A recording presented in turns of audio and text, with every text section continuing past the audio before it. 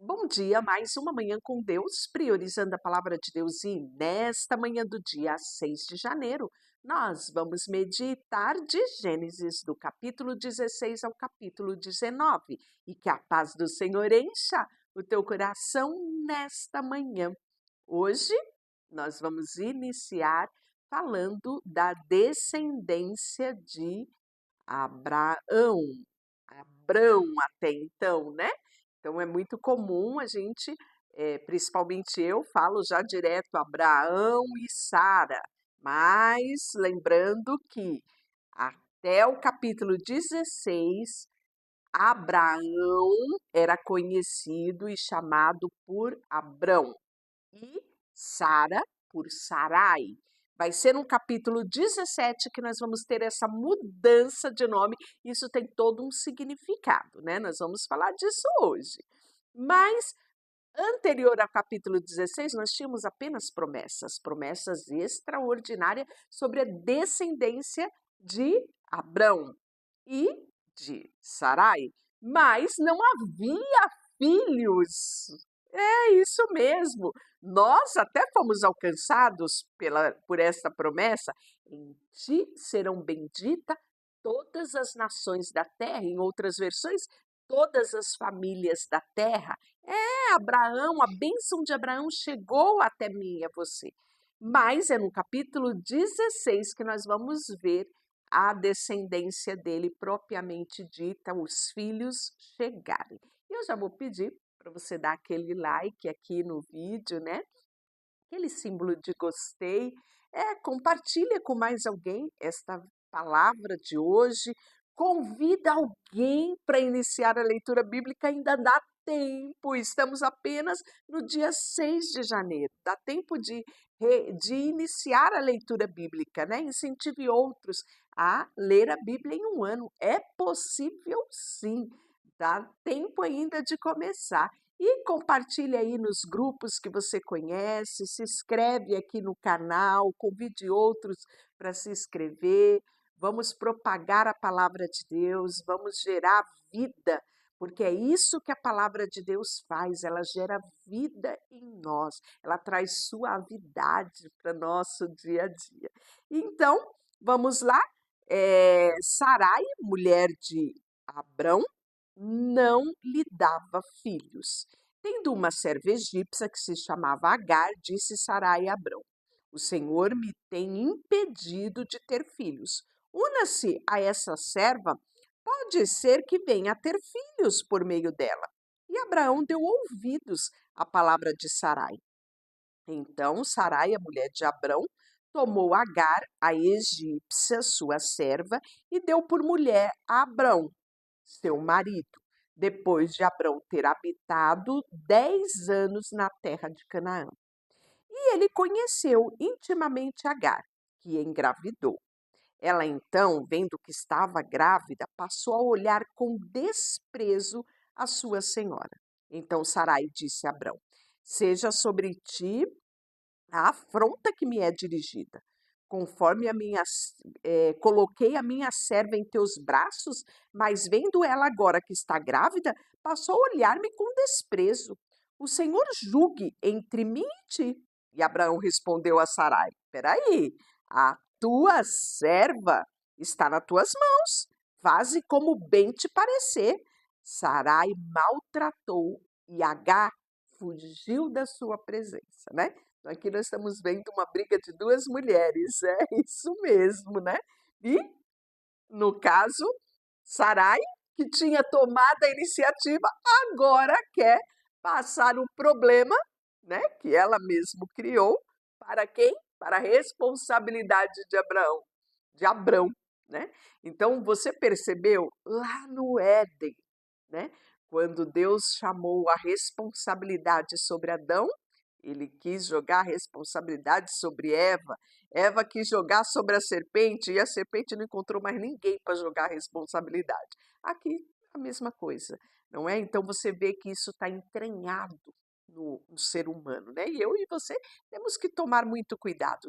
Quando aprendemos a assumir a responsabilidade da nossa vida, dos nossos atos, de quem somos, tudo fica mais fácil. Veja só. Então, o anjo do Senhor, então, voltando aqui, né? Agar, ó, fugiu. Então, o anjo do Senhor encontrou-a junto à fonte no deserto, a fonte que está no caminho de Sur. Perguntando-lhe Agar, serva de Sarai: de onde vieste e aonde vais? Respondeu ela: estou fugindo da presença de Sarai, minha senhora. Disse-lhe o anjo do Senhor: volta para a tua senhora e humilha-te sob a mão dela. E o anjo do Senhor acrescentou: multiplicarei tanto a tua descendência, de modo que tão numerosa não poderá ser contada. Uma pausa aqui. Aqui nós não estamos falando de um anjo, simplesmente um anjo, mas estamos falando do anjo do Senhor. Todas as vezes que a Escritura fala do anjo do Senhor, aqui nós estamos falando de uma tipificação do próprio Jesus Cristo. É sendo manifestado aqui, né, como anjo do Senhor no Antigo Testamento. Então, nós vamos ter em alguns pontos específicos a menção do anjo do Senhor, tá? Então, pode ver que esse anjo não é um anjo simples, né? Não é um anjo qualquer, se é que podemos dizer isso, né? Não tem nem como dizer, né? O anjo já é algo extraordinário, algo divino. Mas aqui você percebe a diferenciação, porque o anjo do Senhor traz a ela promessas que só quem era propriamente o anjo do Senhor, né, participante aí da Trindade, do Deus Trino, poderia trazer esse tipo de promessa, né? Olha só. E aí ele fala, né? E o anjo do Senhor disse: estás grávida e terás um filho, a quem chamarás de Ismael, pois o Senhor ouviu tua aflição. Ele será como um jumento selvagem entre os homens, e a sua mão será contra todos, e a mão de todos contra ele. E habitará na presença de todos os seus irmãos.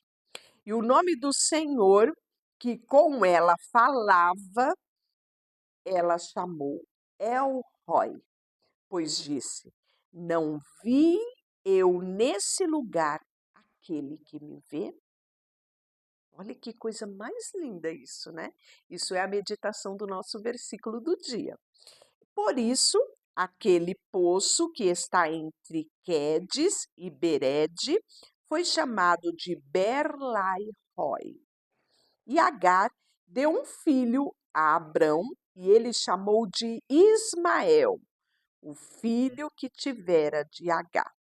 Abrão tinha 86 anos quando Agar lhe deu Ismael. Olha que interessante.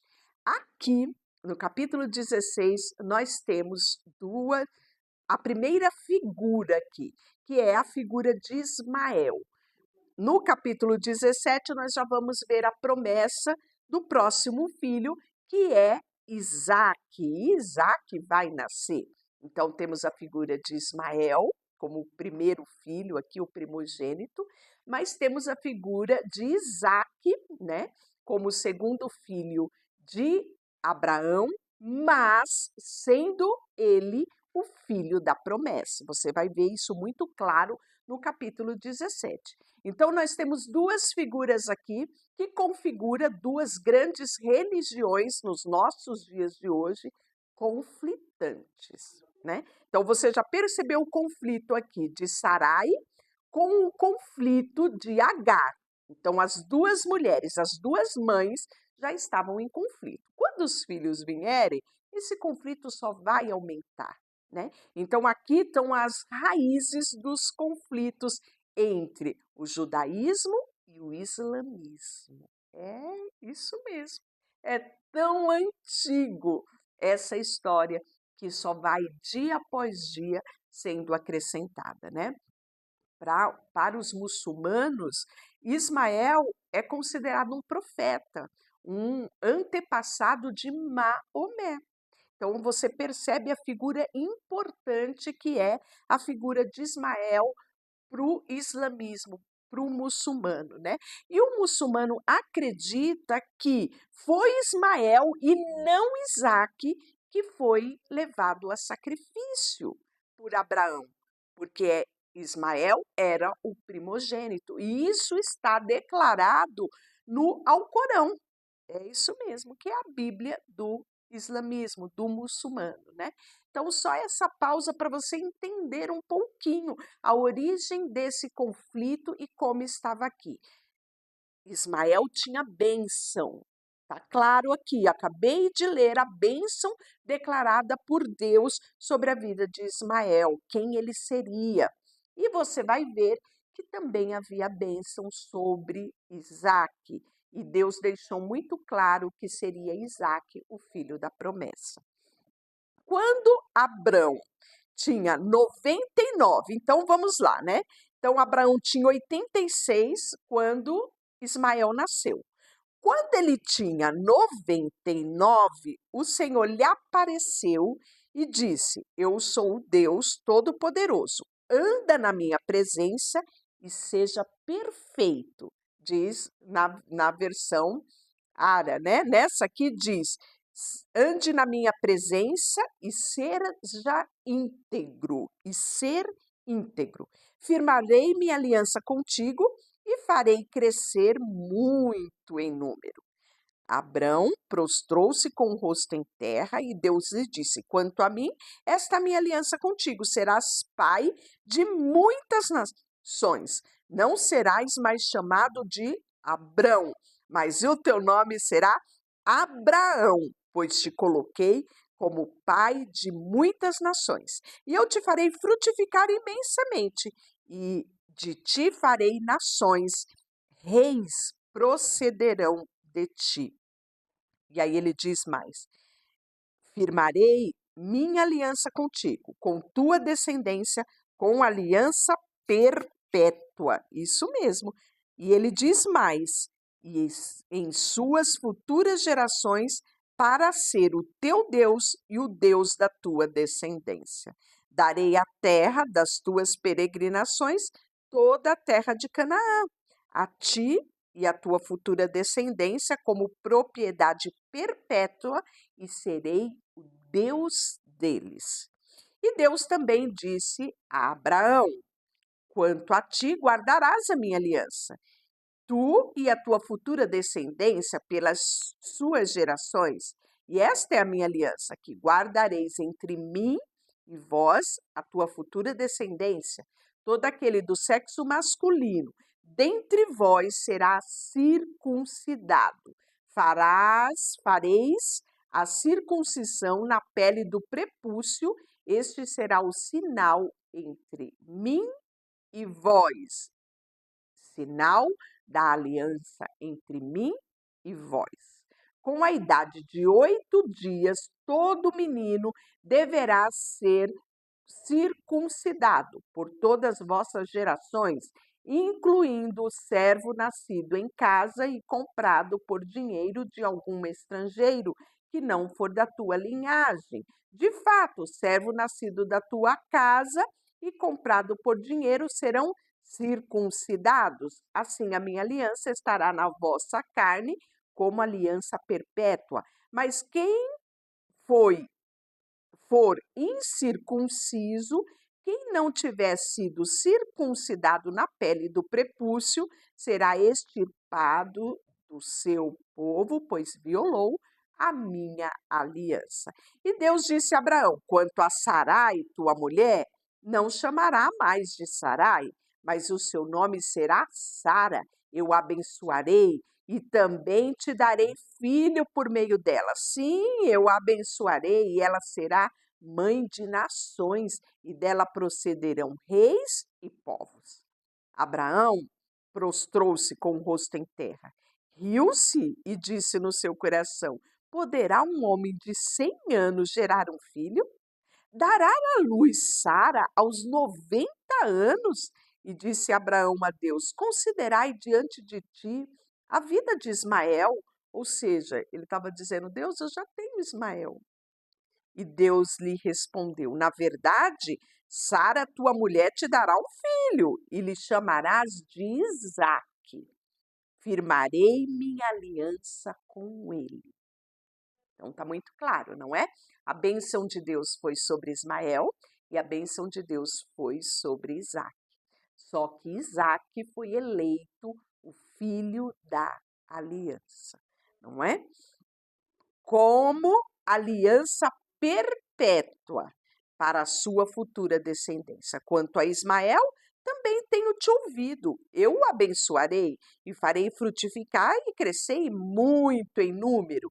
Ele irá gerar 12 chefes e farei dele uma grande nação. Porém, minha aliança estabelecerei com Isaque, que Sara dará à luz no tempo determinado no ano que vem.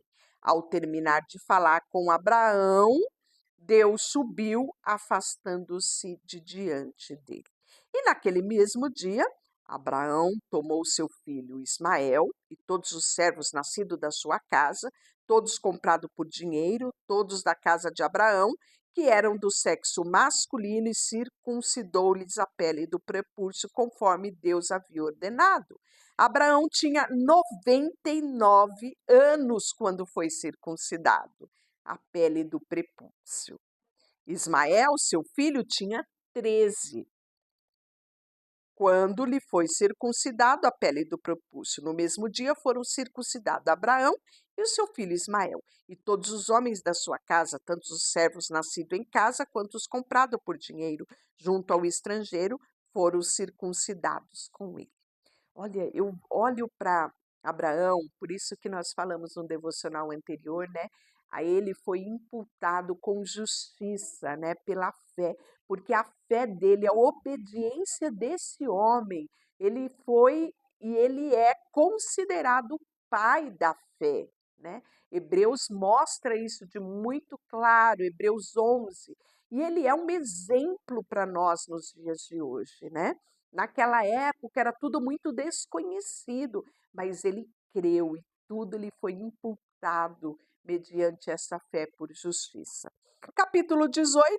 Depois disso, o Senhor apareceu a Abraão junto ao carvalho de Manre, quando ele estava sentado à porta da tenda, no maior calor do dia. Abraão levantou os olhos e viu 3 homens de pé na sua frente. Quando os viu, correu da porta da tenda ao encontro deles e então, prostrando-se em terra, disse: Meu senhor, se agora tenho achado favor aos teus olhos, rogo-te que não prossigas adiante do teu servo. Mandarei trazer um pouco de água para lavar os pés, para descansares debaixo da árvore.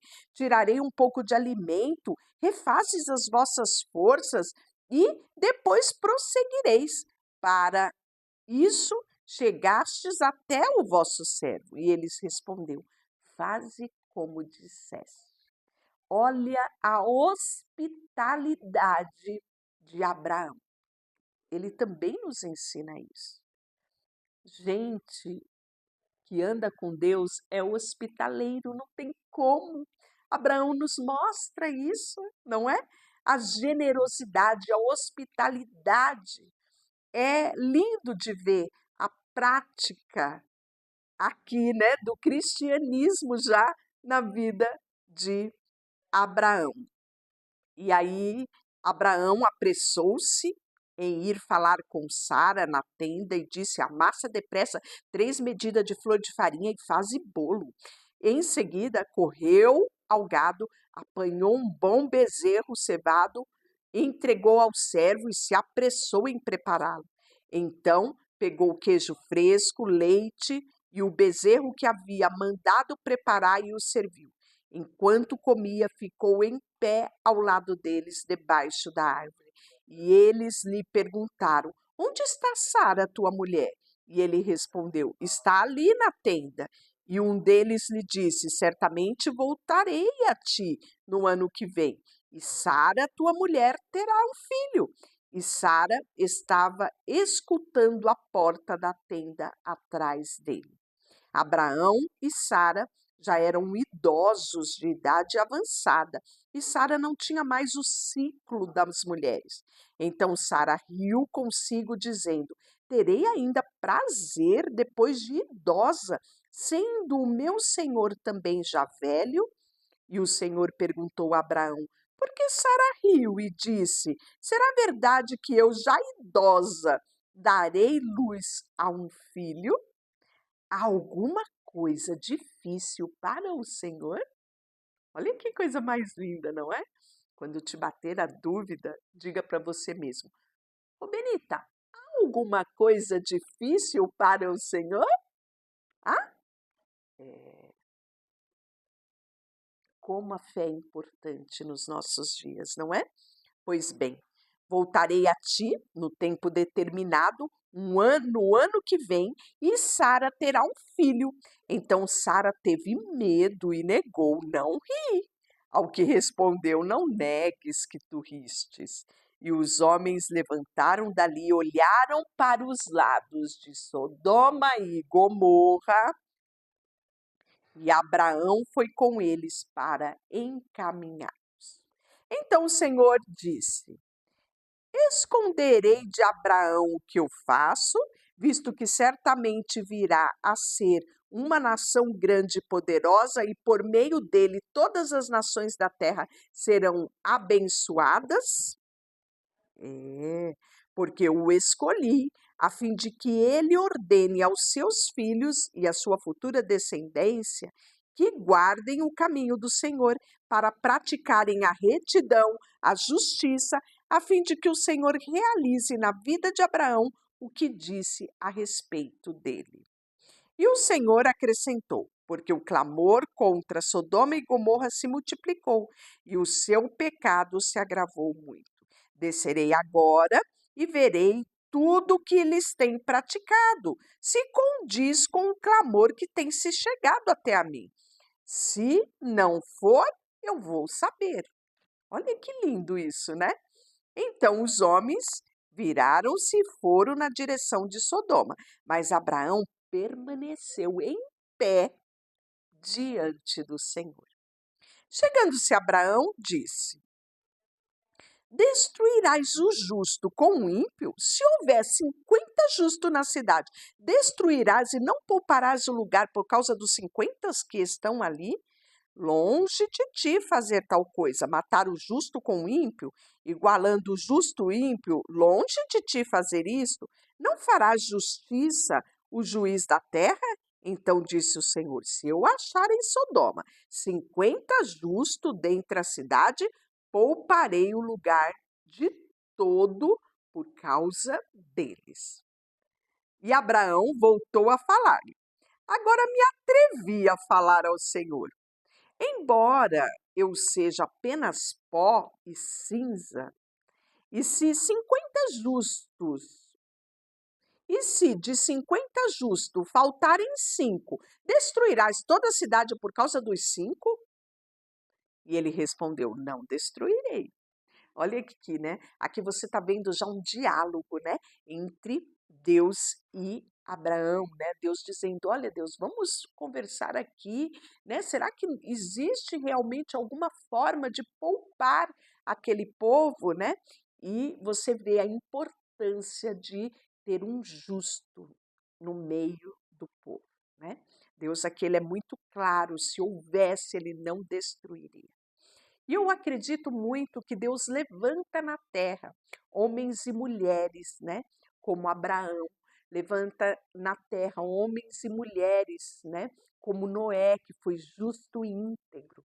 E através dessas pessoas, Deus poupa outros de destruição.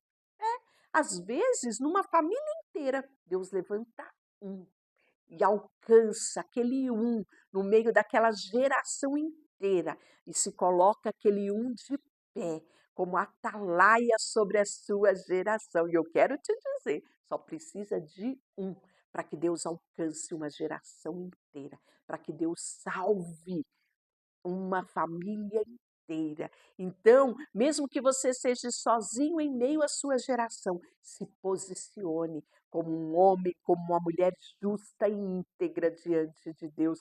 Ande com Deus e alcance dele o favor sobre a sua vida e sobre a sua geração. Capítulo 19, os dois anjos chegaram, sabe aonde? Em Sodoma, no fim da tarde. E Ló estava sentado à porta de Sodoma quando os viu. Levantou para recebê-lo, prostrou-se com o rosto em terra e disse: Meus senhores, peço que entres na casa do vosso servo para passar a noite, lavar os pés, e de madrugada vos levantareis e seguireis o vosso caminho. Eles responderam: Não, passaremos a noite na praça. Porém, Ló insistiu tanto com eles que o acompanharam e entraram na sua casa. Ele lhe ofereceu um banquete, assando pães sem fermento, e eles comeram. Mas antes de se deitassem, todos os homens da cidade cercaram a casa. Isto é, os homens de Sodoma, desde moço até os velhos, sim, gente de todos os lados. Eles chamaram Ló e perguntaram: Onde estão os homens que entraram esta noite na tua casa? Traze-nos fora para nós, para que o conheçamos intimamente. É isso mesmo que você ouviu. Na versão Ara, fala para que abusemos dele. Para você ver o nível de perversidade, de promiscuidade que havia na cidade de Sodoma. Então Ló saiu à porta para falar com ele, fechou atrás de si: Meus irmãos, peço-te que vos portei de modo de que não vos comporteis de modos tão perverso. Tenho aqui duas filhas que ainda não conheceram o homem na intimidade. Eu trarei elas aqui fora. Fazei com elas como bem vos parecer. Olha, ponto que Ló faz aqui, oferece as suas próprias filhas para esses homens. Mas olha só, apenas não façais a estes homens, pois estão sob abrigo do meu teto. Porém, eles disseram: Sai daí. E continuaram esses indivíduos: Veio viver aqui como estrangeiro, quer fazer-te de nós juiz? Agora faremos mais mal a ti do que a eles. E então atacaram o homem, isto é, Ló, e avançaram para arrombarem a porta. Mas os hóspedes, estendendo a mão, puxaram Ló para dentro da casa e fecharam a porta. E feriram de cegueira os que estavam do lado de fora, do mais novo até o mais velho, de maneira que não se cansaram de procurar a porta. Então os homens disseram a Ló: Tens mais alguém aqui? Genro, teus filhos, tuas filhas, todos quantos têm na cidade, tira-o daqui, pois vamos destruir este lugar, pois o clamor contra eles tem crescido diante do Senhor, e ele nos enviou para destruir. E aí Ló vai falar, né, com os genros que eram prometidos das suas filhas, né? Suas filhas eram prometidas em casamento a eles. Queriam casar com as suas filhas, diz: Levantai-vos, sai deste lugar, porque o Senhor vai destruir a cidade. E aí os genros deles acharam que eles estavam brincando, isso mesmo. Até a própria mulher de Ló não queria de jeito nenhum sair dali, né? Então, ao amanhecer, os anjos insistiram com Ló, dizendo: Levanta, toma tua mulher e tuas filhas que estão, para que não morras no castigo dessa cidade. Porém, ele demorava. Então, sabe o que os homens fizeram? Pegaram ele pela mão, a sua mulher, suas filhas, sendo o Senhor misericordioso com ele, tirando debaixo para fora da cidade, né? E assim o tiraram de lá e mandou ele fugir.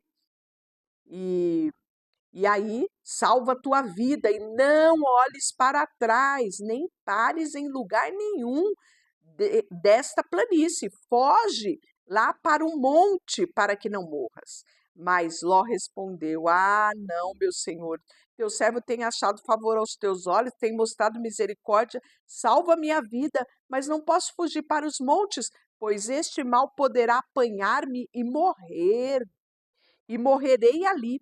Ali perto há uma cidade que posso eu fugir, é uma cidade pequena, permita que eu fuja para lá e salvarei a minha vida. E eles responderam: Atenderei o teu pedido e não destruirei a cidade de que acabas de falar. Apressando, foge para lá, né? O sol já havia nascido sobre a terra quando Ló entrou em Zoar, né? Então, da parte do Senhor fez chover enxofre no céu sobre Sodoma e Gomorra e destruiu aquela cidade toda a planície. Mas a mulher de Ló olhou para trás e transformou-se numa estátua de sal.